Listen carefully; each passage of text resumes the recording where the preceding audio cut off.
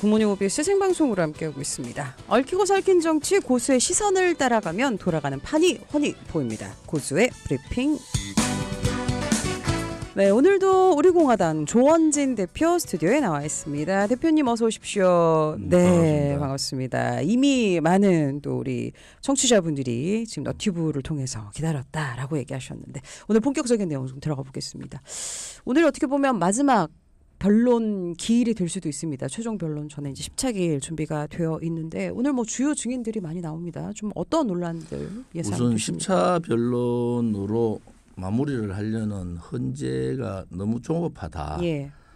박근혜 대통령 때도 17번 했거든요. 그런데 이거 더 많은 그 검토를 해야 될 일도 많고 또 정인들이 검찰 조사할 때 내용을 이렇게 대부분 다 번복하고 있어서 조속하게 뭐 빨리 신속하게 이런 것보다 좀 신중하게 또 헌법재판소가 대통령에 대한 탄핵소추는 단심이잖아요. 예, 그렇죠. 그럴수록 좀 더 신중하게 국민들로부터 오해받지 않도록 그렇게 하는 게 좀 중요하지.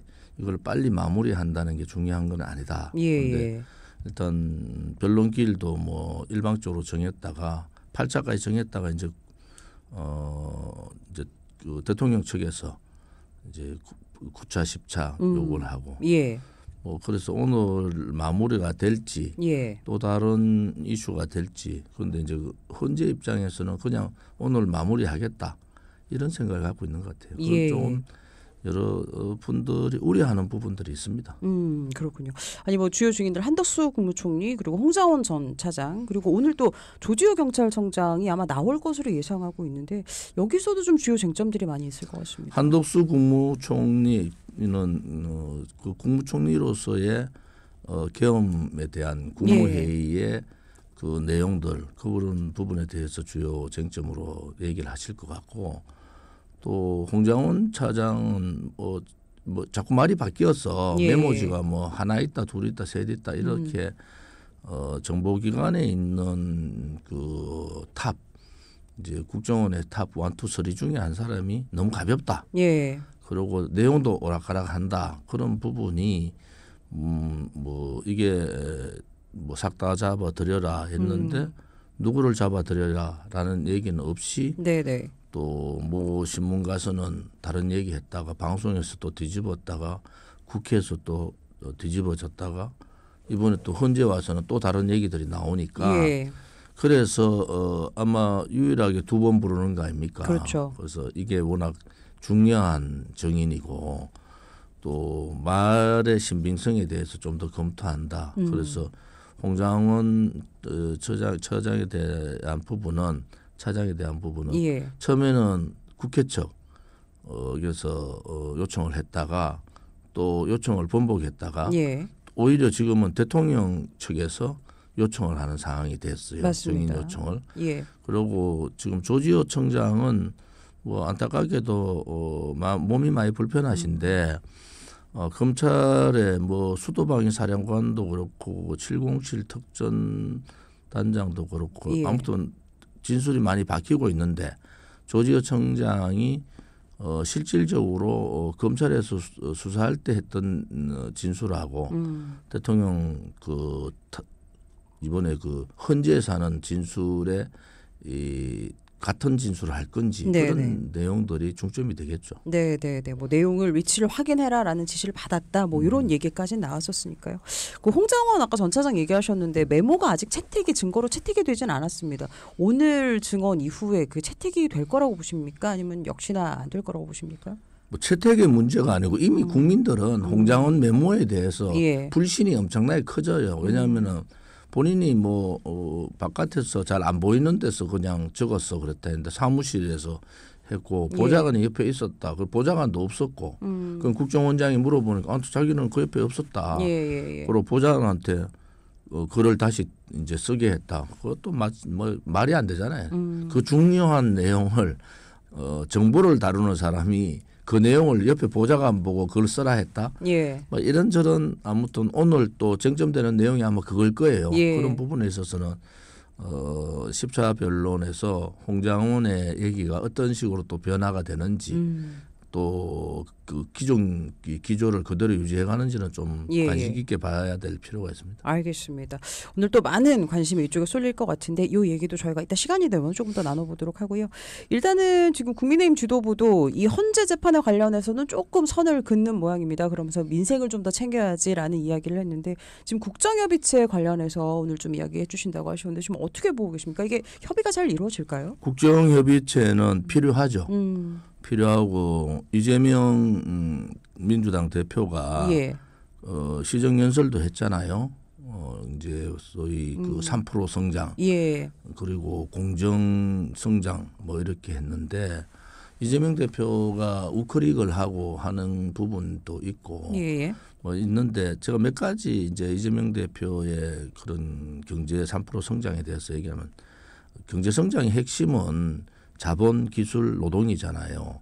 그러면은 이 노동 부분은 노동의 숫자도 중요하지만은 노동의 유연성이 대한민국에서는 굉장히 중요하다. 그럼 이재명 대표가 노동 부분에서 풀려면은 예. 노동의 유연성을 들고 나와야 되는 거예요. 3% 성장은 얘기했는데 그 얘기를 뺐어요. 그다음에 자본이라는 것은 기본적인 대한민국의 기업들의 툴이 있다고요.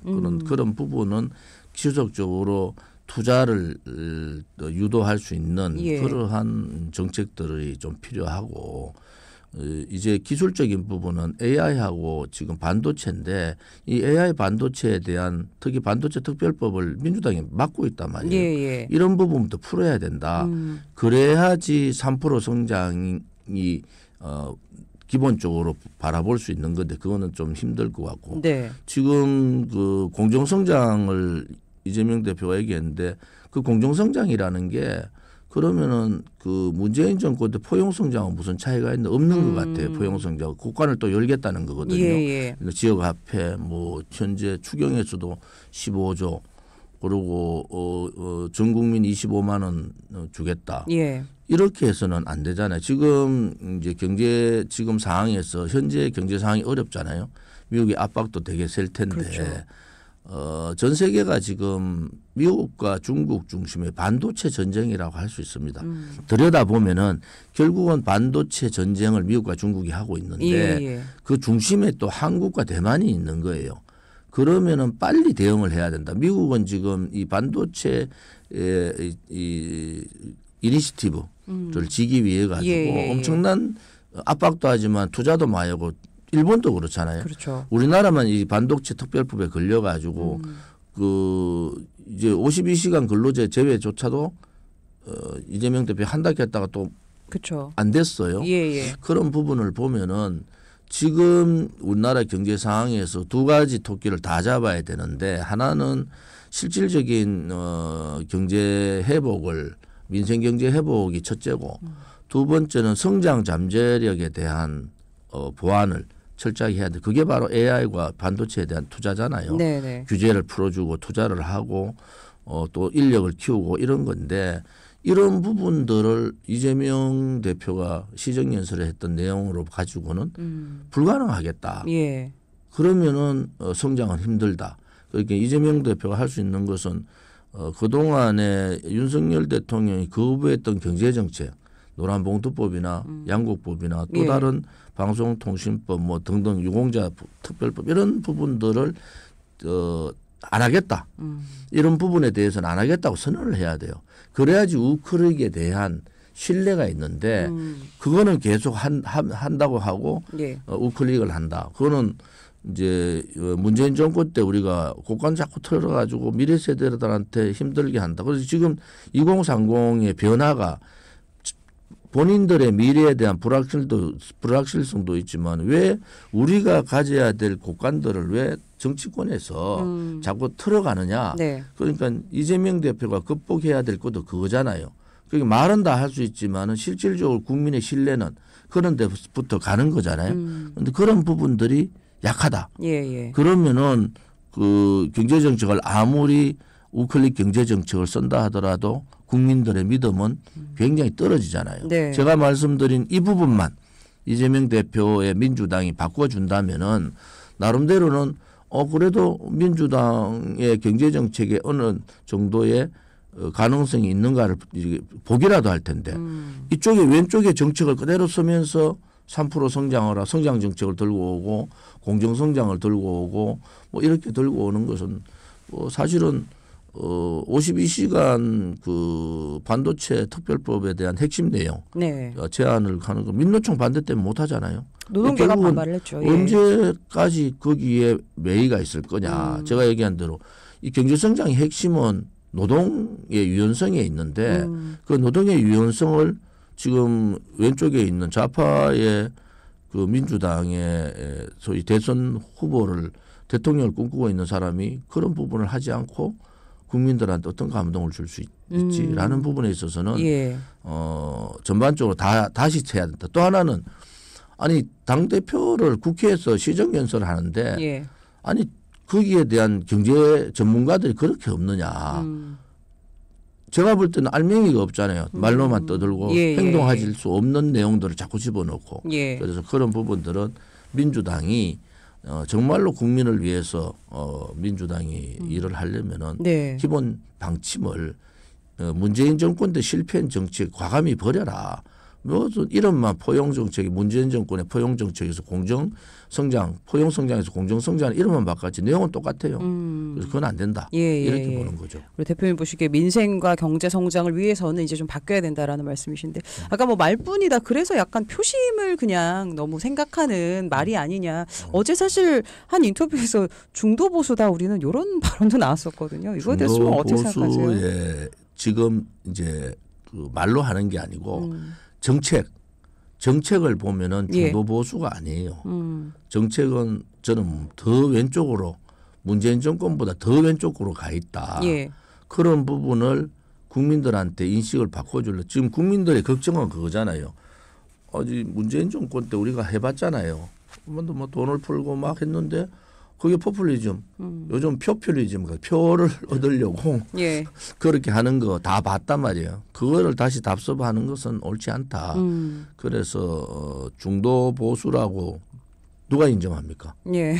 그러면 중도 보수면 국민의힘은 어느 쪽에 가야 되죠? 오히려 제가 볼 때는 중도 보수는 국민의힘이 보수 쪽에서 벌써 중도 좌로 많이 가 있어요. 예. 그런 부분들은. 예. 그래서 그렇게 보면은 좌에 있다고 나쁜 건 아닌데 국민의 삶을 어떻게 챙길 거냐. 또 이 어려운 민생을 어떻게 극복하고 힘들어하는 소위 가지지 않은 분들. 저는 우리나라의 이런 병폐들이 가진 자들의 행포라고 보는 거예요. 예. 권력을 가진 자들, 예. 돈을 가진 자들, 언론 방송을 장악하고 있는 자들.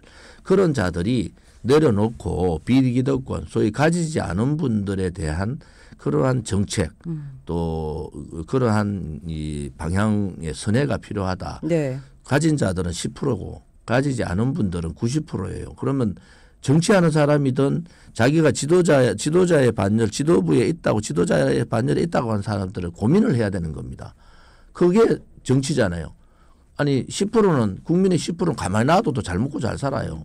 나머지 예를 들어서 상위 계층 뭐 30%는 정책을 조금만 하면 되는데 실질적으로 국민들이 필요로 하는 국가가 어떤 국가냐. 바로 어려운 30% 가장 아래쪽에 힘들어하는 30%에 대한 적극적인 지원이잖아요.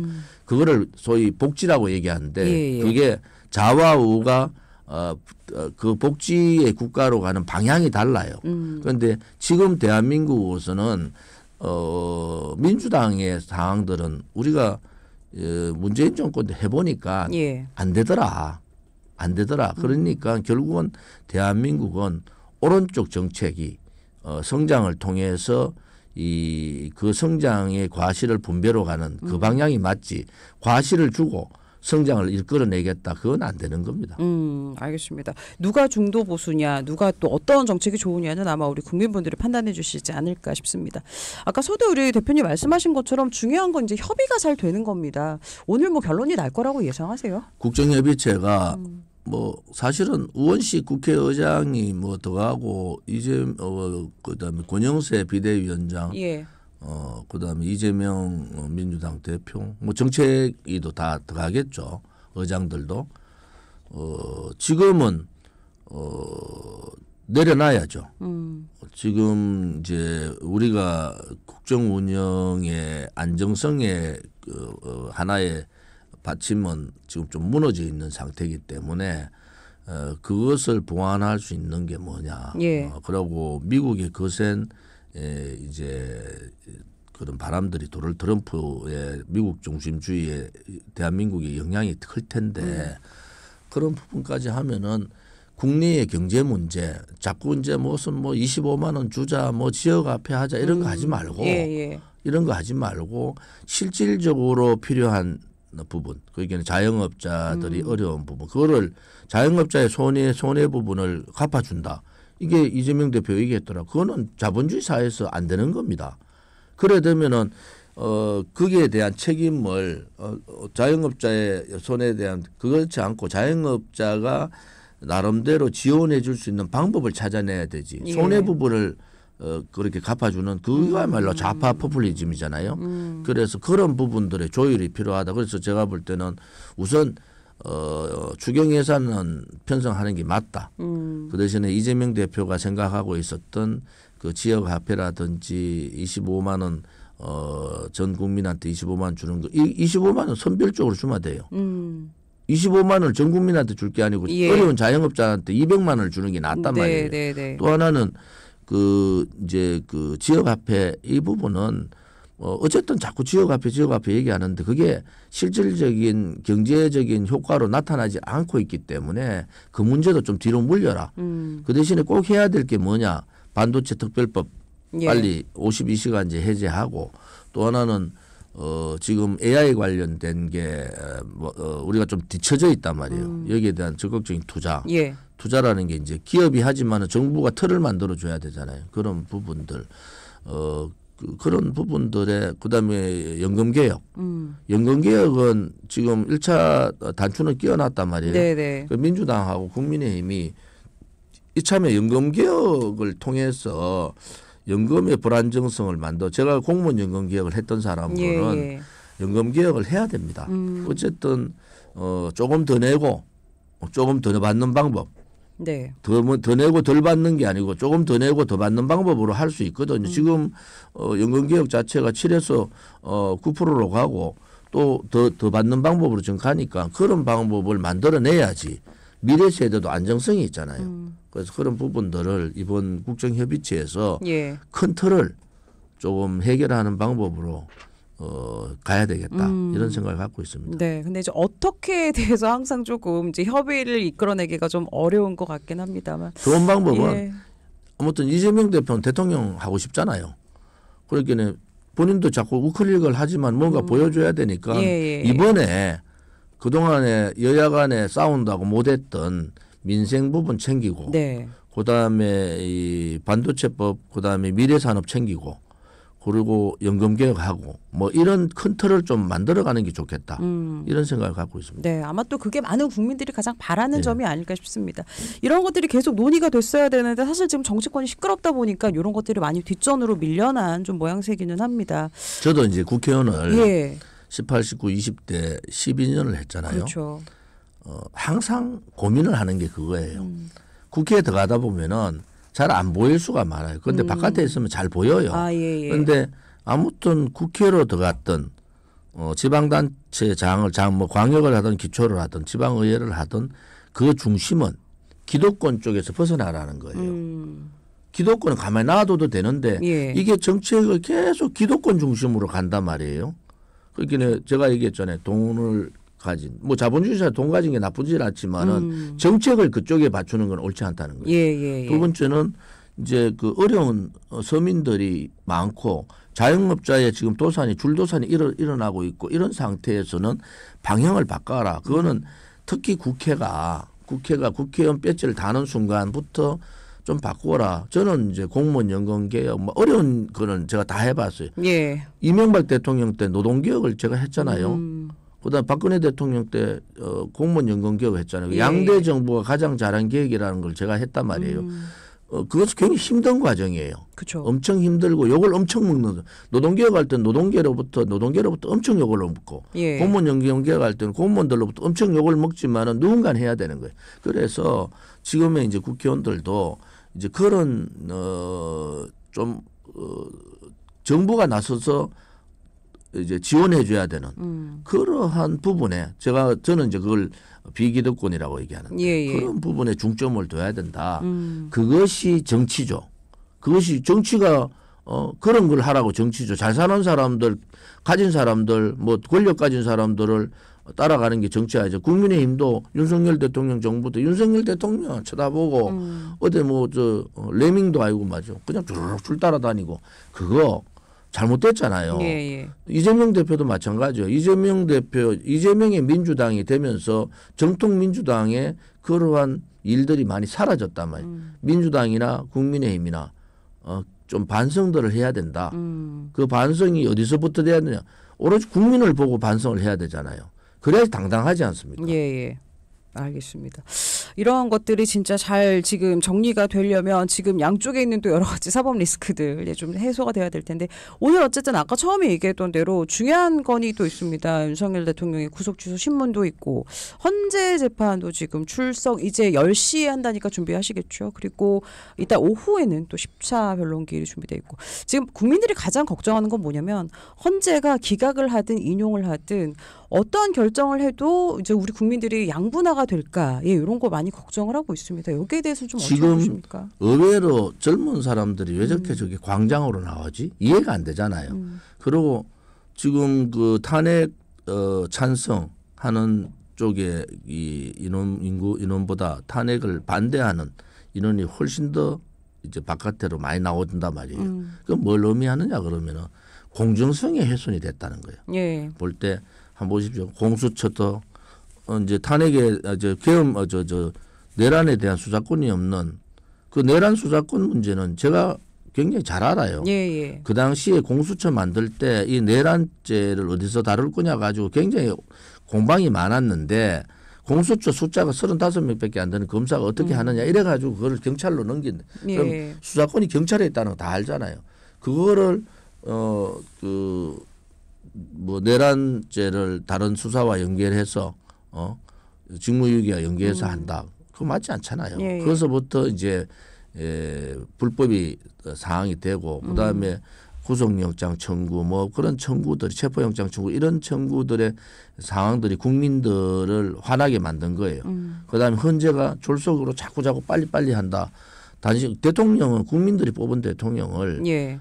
그 신중한 게 중요하지 신속한 게 중요한 게 아니잖아요. 시간 어느 국민들이 야 어느 시간 만에 빨리 끝내 그게 아니잖아요. 예. 180일 6개월의 시간을 헌재 기간은 대통령에 대한 탄핵 소추는 6개월 안에 한다. 그러면 가능한 6개월을 안 되더라 좀 지키면서 해가야 되는데 이거를 3개월 만에 끝을 내겠다.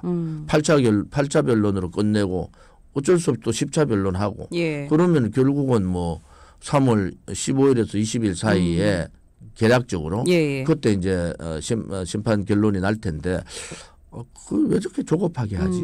그러니까 의심을 의혹을 가지는 게 예. 아니 이재명 대표의 사법 리스크의 일정 뭐 2심 선거법 2심이라든지 뭐 대장동 관련 1심이라든지 이거 일정하고 맞물려서 의혹을 가지는 거고 예. 또 하나는 4월 18일 날 문영배 소장 대행하고 예. 이미선 예, 두 분이 4월 18일 날 그만두니까 그렇죠. 뭐 그런 그 일정을 맞추느냐 오히려 그 부분보다는 더 신중하게 예. 뭐 6개월은 아니라도 최소한도로 방어권을 보장할 수 있는 변호인 측에서도 뭐 하다가 어느 정도 되면 이제 끝날 거 아닙니까? 그러니까 국민들이 봤을 때 충분하게 방어권을 보장해 줬다 이런 인식이 돼야 되는데 이런 인식이 없이 지금 예를 들어서 뭐 3개월 만에 끝을 내고 어제 뭐 한 달 만에 심판을 하고 예.